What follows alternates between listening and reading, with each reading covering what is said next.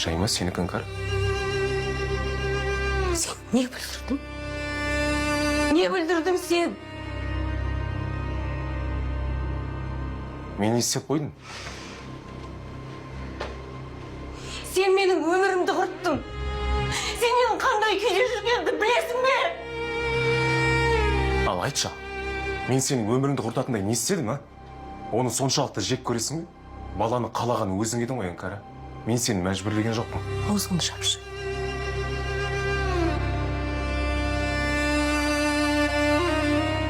Бұрындары сүйетініңді айтып.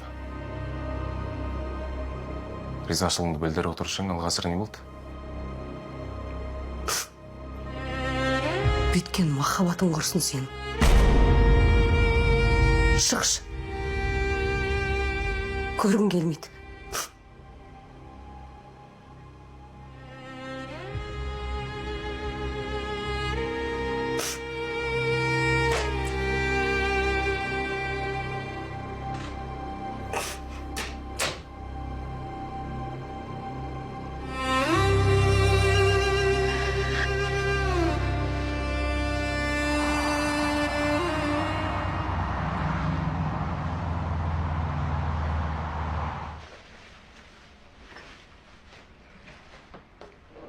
Сәлем, көрші. Сәлем. Махаббат, Дария.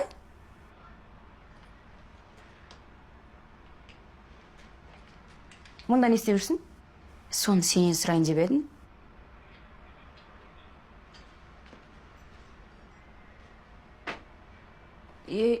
Менің бөлмемнен тайып тұр. Не істеп жатырсың? Бұл сенің әкеңнің үйі емес. Заттарыңды жина да кет. Бөлмеден мен емес, сен кетесің.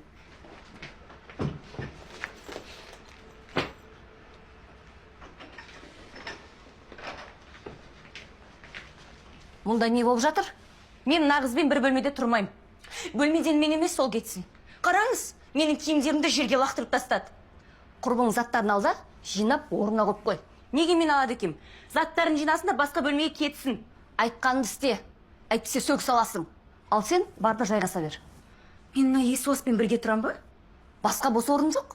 Ұнамаса, пәтер жалдап тұра бер.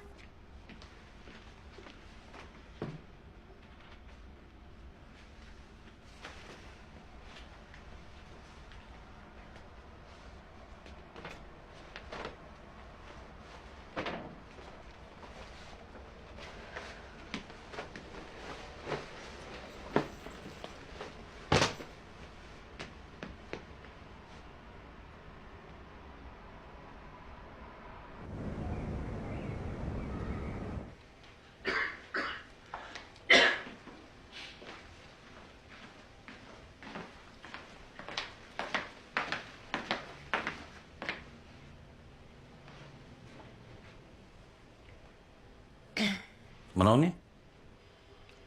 Іңкардың баласына дайындап, жаңартып қойдық.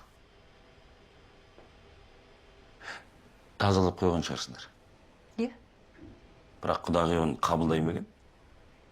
Бұл бесі ол үйге бармайды. Осында тұрады. Неге?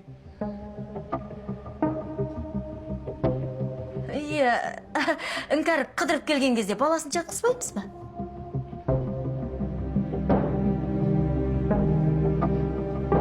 Жарайды.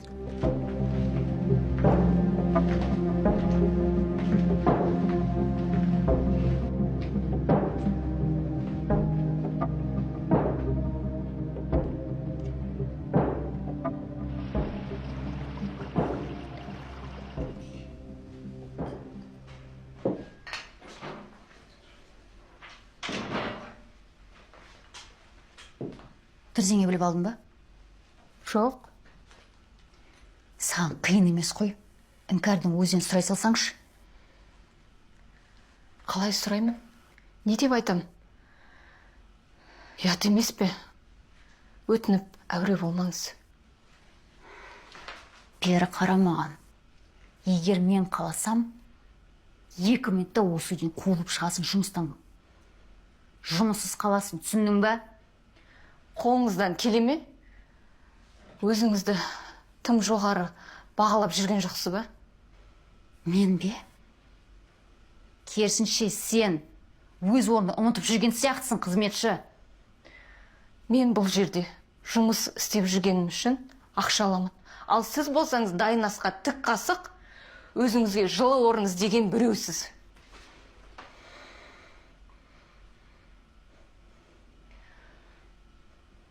Райхан ханымға барып, сіздің менен не сұрап жүргеніңізді айтайын ба?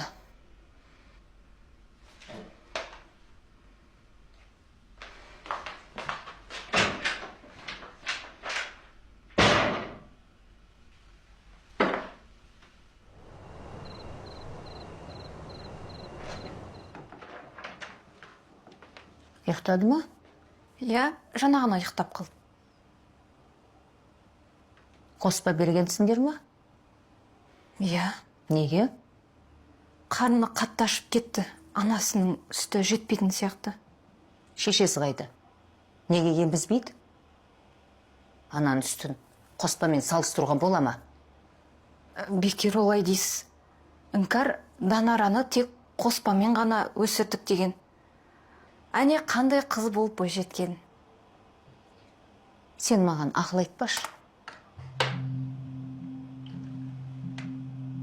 Оны қайдан білесің? Іңкәр өзі айтты. Данара ешқашан анасының сүтін ембеген. Ал Дария анасының сүтін ембескен. Екеуі де сап-сау, әдемі қыздар. Сондықтан да олар жанұясымен бір түрлі. Данарасы үлкен бе? Дариясы ма? Білмедім. Іңкәрінің айтуы бойынша Данара денсаулығына байланысты 5-ші сыныпты оқи алмай, төменгі сыныпқа қалыпты. Сол себепті Дария екеуі мектепті бірге бітірген. Демек, Данара үлкен. Солай ба? Үсті болмаса, қалай емізеді? Түсінбедім. Айша, бұл үйге қаншалықты қымбат қажет екеніңді білмей жүрсің. Андасында. Осы. Жақсы.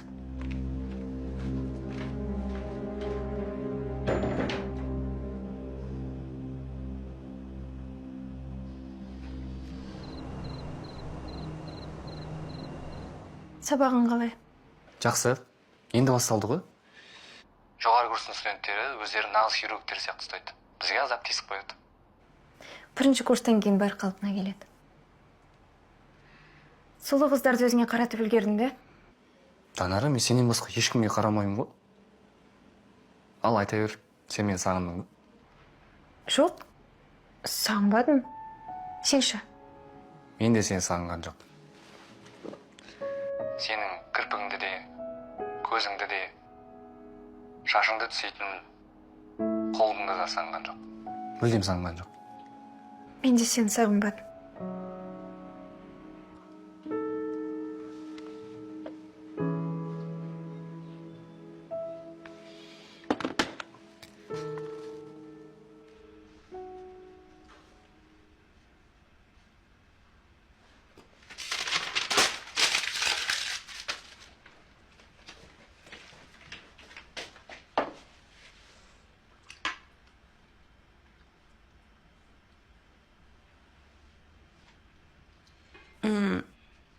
Тағы да дәмсі шықты ма? Саған үйдегілердің тамақ істеуді үйретпеген бе? Шаруаң қанша?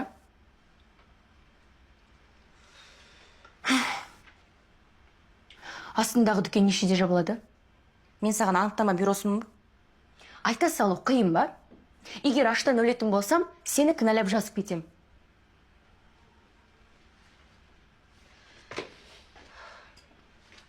Мә, түрмеге отырғым келмейді. Маған оғыз қойған шығарсың, ә? Онда жемей.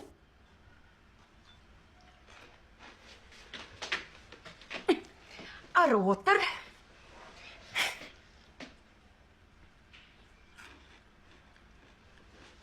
Қалайша мейірімді бола қалдың? Енді екеуміз 3-4 жылдай бірге тұрамыз. Несіне шайқасамыз? Сен әділеттің қасына көшіп барама десем. Ол кім тағы? Қойш, ренжісіп қалдыңдар ма? Өзің қуып жібердің. Дұрыс істедім. Ақымақ жігіт қой. Тым құрығанда осы жерде ойымыз бір жерден шығады екен. Рахмет. Дәмді ме? Дәмді. Ас болсын.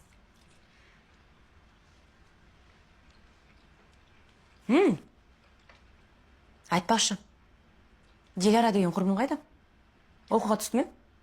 Оның махаббатта жолы болды. Ол бір керемет жігітпен кездесіп жүр. Сезімдері шынайы. Сөз байласып қойған сияқты. Әлі жас емес пе? Бізден бір-ақ жасқа үлкен. Бір сынып қалып қойғаны болмаса, біздің Данара сияқты екен. Бірақ ол тұрмысқа шығуға асықпайды. Санжарды күтеді. Жақсы жігіт.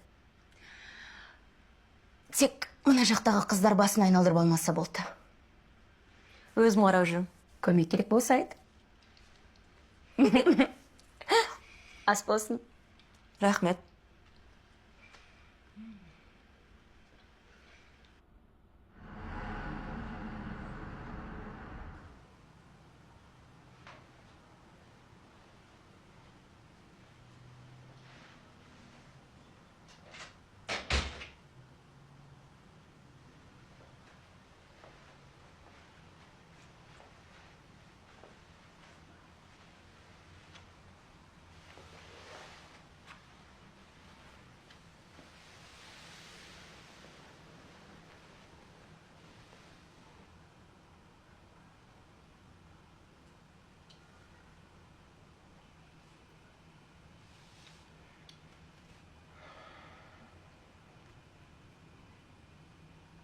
Түсіңде де жылапсың ғой.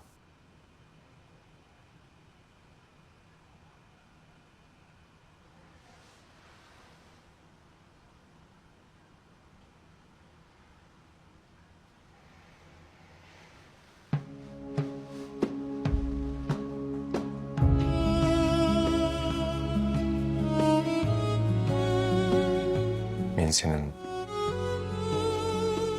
бір тамшы жасың үшін бәріне дайынмын. Қателіктерім болса кешір мені. Сенен айырылғым келмейді. Әпкем шексіз құздың жиегінде тұрғандай еді. Бір жағынан анам, екінші жағынан жезде. Кішкентай баладай кімге сенерін білмей, үміт пен үрейдің ортасында қалды. Жүрегінің тұсында опасыздықтың өткір пышағы, ал жан дүниесінде лап еткен ашу оты жанып тұрды. Бұл махаббат хикаясының құрбан болуына жол бере ме? Бір жағында санаттың сүйіспеншілікке толы созылған алақаны. Екінші жағында анасының сенімді құшағы. Ал ішіндегі кішкентай жүрек жаңа өмірдің лүпілі, теңіз толқынындай соғып жатыр. Енді ол шешім қабылдауы керек.